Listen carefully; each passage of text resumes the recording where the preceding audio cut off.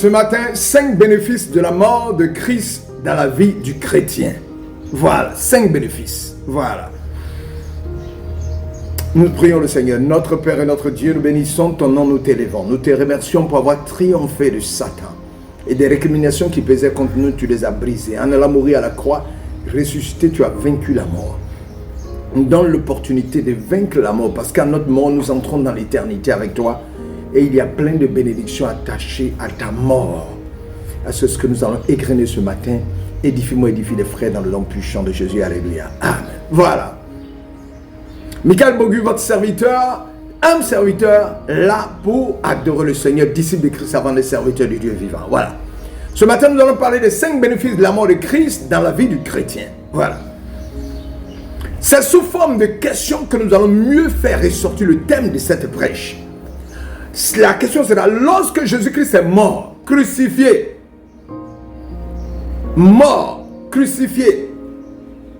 enseveli, le troisième jour ressuscité, est assis à la droite de Dieu le Père, qu'est-ce que sa mort nous a donné en tant qu'enfant de Dieu? Voilà, c'est la reformulation.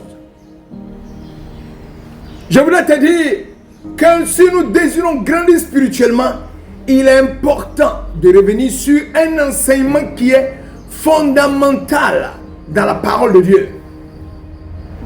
Fondamental dans la foi chrétienne. Ce sont les bénéfices de la mort de Christ dans la vie du chrétien. Quoique devenus chrétiens, plusieurs ignorent les bienfaits de la mort de Jésus-Christ dans leur vie. Dans cette prêche, nous voulons rappeler à chacun, à chaque frère, à chaque soeur, les bienfaits de la mort de Jésus-Christ de Nazareth sur nous. Le premier des bienfaits de la mort de Jésus-Christ, c'est quoi? La mort de Christ nous donne le libre accès au lieu très saint. La mort de Christ nous donne le libre accès au lieu très saint. Dans l'Ancien Testament, il était coutume que le souverain sacrificateur entre une fois par an au lieu très saint pour offrir des holocaustes pour l'expiation des péchés du peuple. Jésus-Christ, le plus grand souverain sacrificateur, par sa mort a inversé l'ordre des choses. Il est entré une fois pour tous. Il est entré une fois pour tous, afin que notre tour, nous pouvons y accéder librement. C'est-à-dire, il est rentré une fois pour tous, afin qu'à notre tour, là, nous puissions entrer librement dans le lieu très saint. Il est entré une fois pour toutes dans le lieu très saint, non avec le sang des boucs et des veaux, mais avec son propre sang, ayant obtenu une rédemption éternelle, selon Hébreux chapitre 9, verset 12.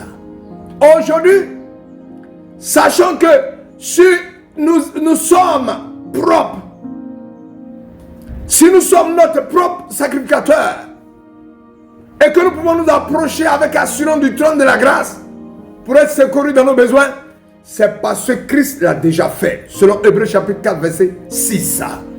C'est ce que je viens t'annoncer.